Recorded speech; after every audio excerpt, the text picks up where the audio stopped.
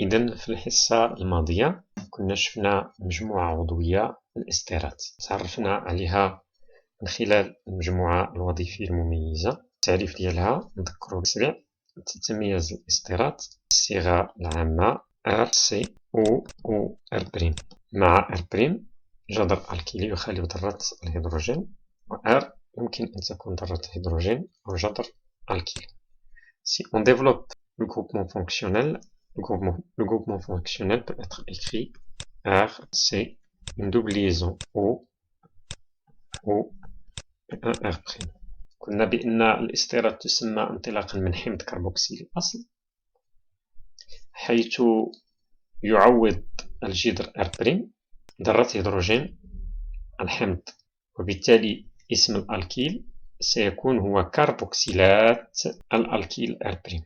يمكن العودة إلى الفيديو الخاص بهذا الجزء. الآن في هذه الحصة سنتعرف على توازن الأسطرة والحلماء. في الفقرة 7.1 أولا سنعرف ماذا نقصد بتفاعل الأسطرة.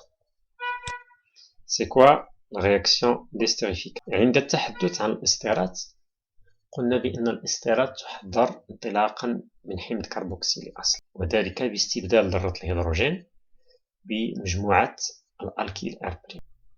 كيف يتم تحضير هذا الاستير عمليا هو ما سنتعرف عليه في هذه الفقرة. إذا تفاعل الأسطرة كتعريف: الأسطرة هي تفاعل بين حمض كربوكسيلي وكحول، يؤدي هذا التفاعل إلى تكون استير إضافة إلى الماء، وذلك حسب المعادلة التالية. المعادلة التالية كنهضروا عليها هو أن غيكون عندنا حمض كربوكسيلي سيتفاعل مع كحول، وكتلاحظوا معايا جذر الهيدروكسيل المميز للكحول ومجموعة الكربوكسيل المميزة للأحماض الكربوكسيلية. خلال هذا التفاعل بين حمض كربوكسيلي وكحول سيتم اندماج بين جزيئة الحمض وجزيئة الكحول، بحيث أن ذرة الهيدروجين ستعوض بالجذر R'. بالتالي سنحصل على استير، وذرة الهيدروجين ومجموعة الهيدروكسيل ستنتج جزيئة الماء. إذن الاستير، إذن الأسطرة هي تفاعل حمض كربوكسيلي مع كحول، وينتج عن هذا التفاعل استير زائد الماء. Un ester peut être obtenu par la réaction d'un acide carboxylique de formule générale RCOOH avec un alcool R'OH selon la réaction appelée estérification.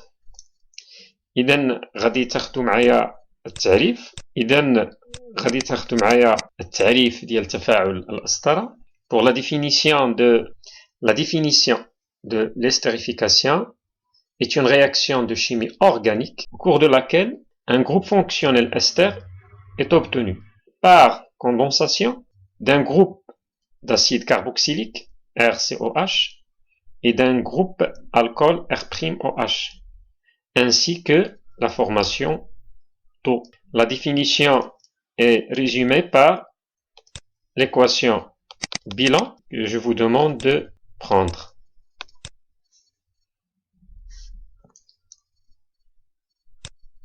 Donc, en paragraphe 2, on va voir la réaction d'hydrolyse. إذن في الفقرة 7.2 سنتعرف على تفاعل الحلماء. فتفاعل الحلماء كتعريف هي التفاعل المعاكس لتفاعل الأسطرة، وذلك حسب المعادلة التالية.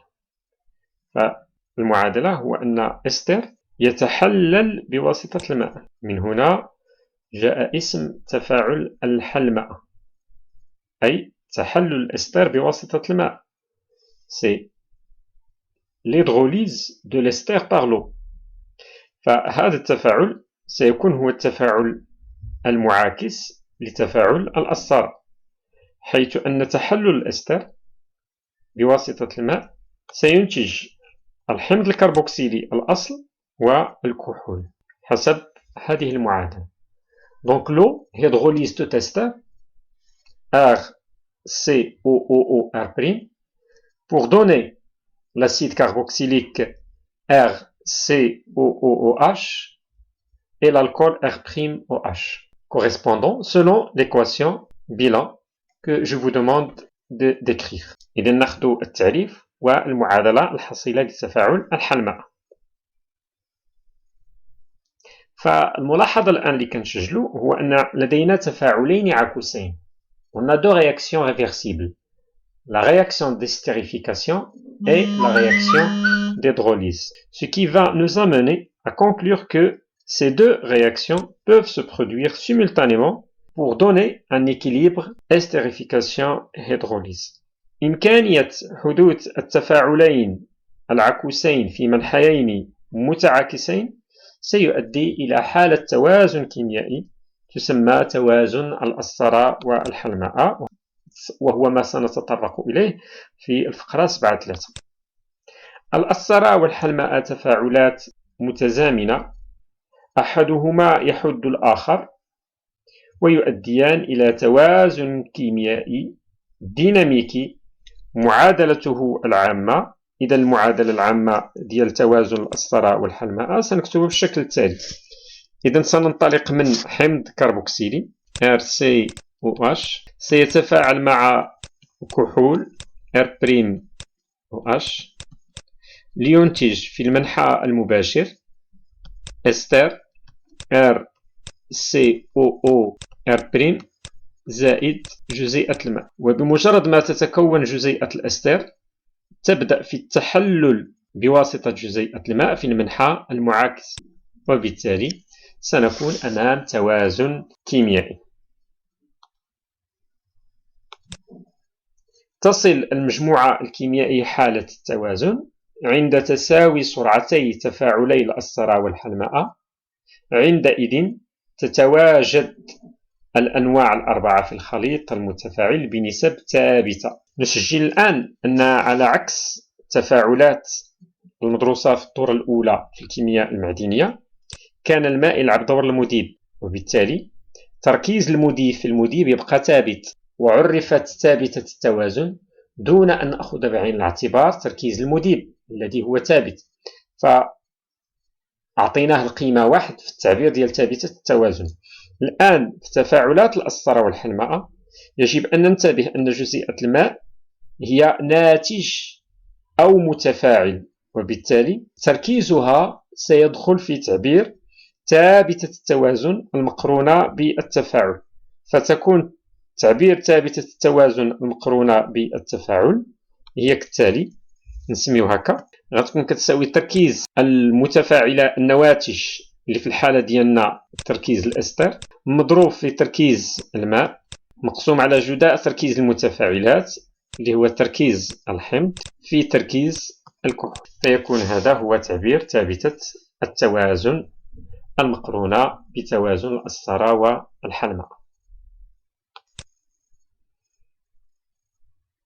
إذا تاخذوا معايا هذه الشريحة. Pour la définition de l'équilibre estérification-hydrolyse, les réactions d'estérification et hydrolyse sont inverses l'une de l'autre et ont lieu simultanément. Ils se limitent l'une l'autre et conduisent à un état d'équilibre chimique. Cet état est atteint lorsque la vitesse d'estérification est exactement égale à la vitesse d'hydrolyse. Cet équilibre est caractérisé par la constante d'équilibre. Avant de donner l'expression de la constante d'équilibre, on va écrire l'équation bilan de l'équilibre. L'acide, le RCOH, va réagir avec un alcool, R'OH, pour donner formation à un ester RCOOR' plus H2O. Puis l'ester va s'hydrolyser par la molécule d'eau dans le sens inverse pour donner l'acide plus l'alcool.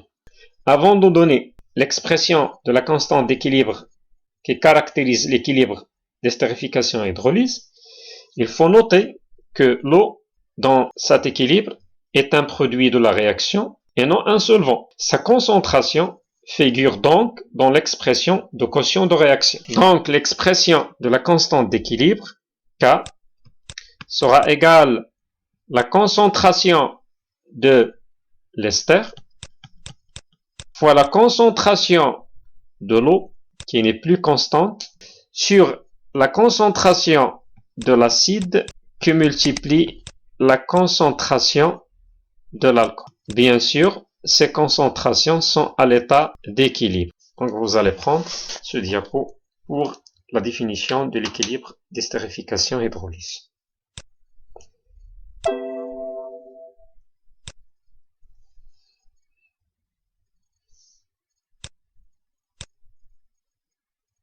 غادي تاخدو معايا تمرين تطبيقي. On considère un ester A de formule générale CnH2nO2 tel que le pourcentage de l'oxygène égale à 31,4% de la masse de la molécule. On donne la masse molaire atomique. Déterminer la formule générale de l'ester A, c'est-à-dire déterminer la valeur de l'anti-N. Deuxième question, écrire toutes les formules semi-développées des isomères de l'ester A en donnant leur nom systématique. Troisième question, l'hydrolyse de l'un des isomères de l'ester A conduit à la formation d'un composé B et de propane-1-ol. Question 3.1, écrire l'équation bilan de la réaction. 3.2, déterminer l'ester A réagi et la formule du composé C produit, donner les noms systématiques. وكما جرت العادة بالنسبة للأنشطة التكميلية يمكن لكم ترسلوا لي الإجابات في الخاص باش يمكن لي نصلحها لكم. وإلا كان عندكم الوقت نطلب منكم أيضا ديروا هذا التمرين الثاني. يمكن لكم ديروا واحد لابوز على هذا تاخذوا المعطيات وتصاوبوا التمرين. حظ سعيد وإلى الملتقى إن شاء الله.